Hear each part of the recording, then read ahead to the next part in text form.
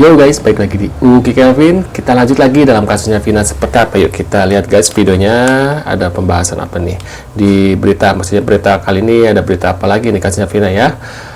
Nah, buat kalian yang pengen ini apa sih bahas apa, kalian tulis di kolom komentar. Misalnya mau bahas selain kasusnya Vina, kalian boleh tulis di kolom komentar ya. Nah, kita lanjut lagi video ini seperti apa guys. Terhadap saksi yang bernama Aep dan Dede, yaitu saksi yang melihat pada saat terjadinya pengejaran oleh para pelaku pada korban.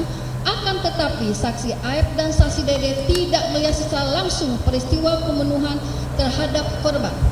Maka terhadap saksi Aep dan saksi Dede tersebut tetap dapat dikualifikasikan sebagai saksi dan tetap mempunyai kualitas pembuktian yang sah.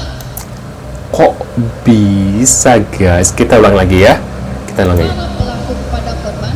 Akan tetapi Gila. nama Aep dan Dede, Aep dan yaitu Dede. saksi yang melihat pada saat terjadinya pengejaran oleh para pelaku pada korban. Akan tetapi saksi Aep dan saksi Dede tidak melihat secara langsung Tidak melihat secara langsung katanya guys. Tapi kok bisa? pembunuhan terhadap korban.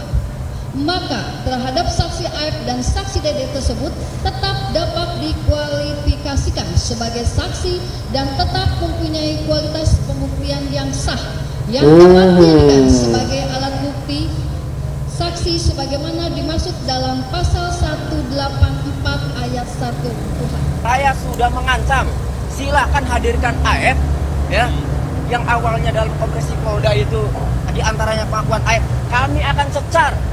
Siapa tahu jangan-jangan Aep ini terlibat.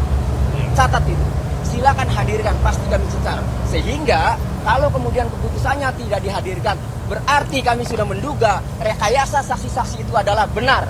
Benar.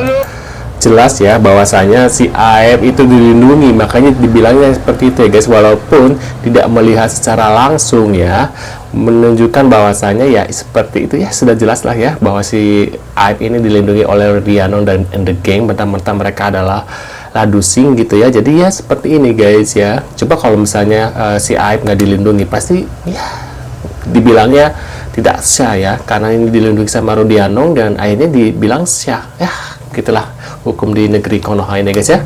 Dulu bapak enak banget makannya apa ya, DPO sumpah pocong nyangkut di hutan guys, kelaparan. Ternyata DPO ada di sini guys, lagi makan ketoprak guys, kejar terus netizen.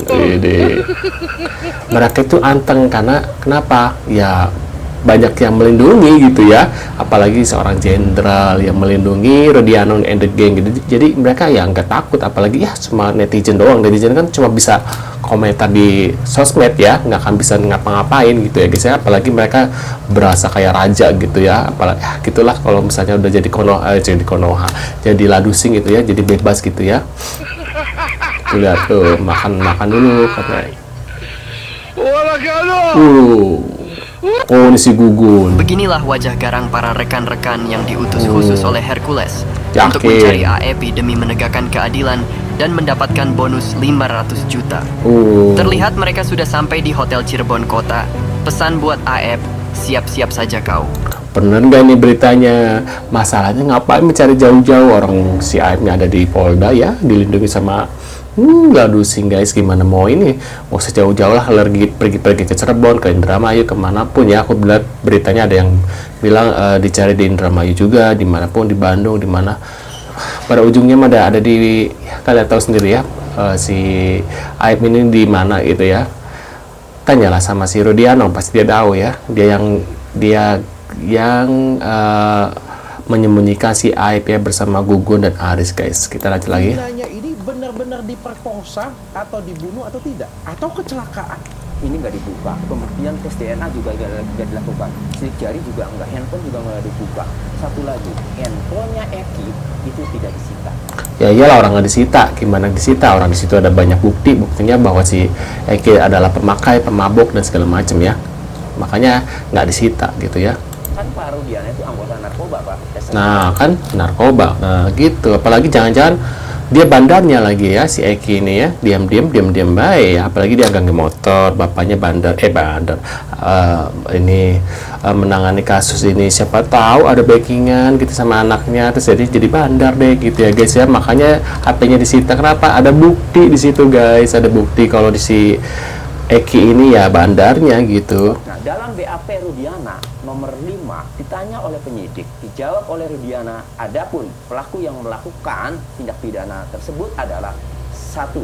Eko Ramadhani, kedua Ripaldi, terus disebutkan sampai 11, sampai yang 3-nya DPO itu Pak, itu jawaban Rudiana. Ya karangan Rudiana and the Gang gitu, sama Gugun sama Aris gitu. Pertanyaannya dari mana Pak Rudiana kemudian saat menyebutkan sampai 11 pelaku, di 3 diantaranya DPO itu? Berarti sebenarnya dari ceritanya Pak Tony ini ada satu benang lurus, satu benang merah, yaitu Bapak Rudiana. Periksa Rudiananya. Cuma masalahnya ya tidak ada yang berani, beda dengan kasusnya Sambo ya. Jenderal Sigit berani, tapi kalau ini kenapa gitu? Apakah karena si Rudiana ini adalah menangani kasus narkoboy kan, dan Rudiana ini punya bukti banyak keterlibatan orang, ya mungkin ladusing-ladusing yang pemakai narkotika gitu kan, siapa tahu gitu ya. Kalau misalnya si Rudiana tertangkap, siapa tahu si Rudiana mau membongkar semua orang-orang oknum-oknum ladusing yang pemakai itu atau bandar-bandarnya gitu ya guys ya, siapa tahu gitu ya. Makanya sangat sulit ya untuk menangkap Rudiana ya. Yang bergerak untuk kebebasan 7 terpidana. Gimana Jaka? Betul, saatnya pemuda untuk bergerak. Kalau bukan kita pemuda siapa lagi? Karena untuk menyuarakan itu butuh tenaga, butuh energi, dan butuh lain-lain, butuh waktu, butuh kreativitas. Makanya kalau bukan pemuda atau kita siapa lagi? Gitu? Terutama Saka nih, luar biasa nih. Gimana Saka? Siap.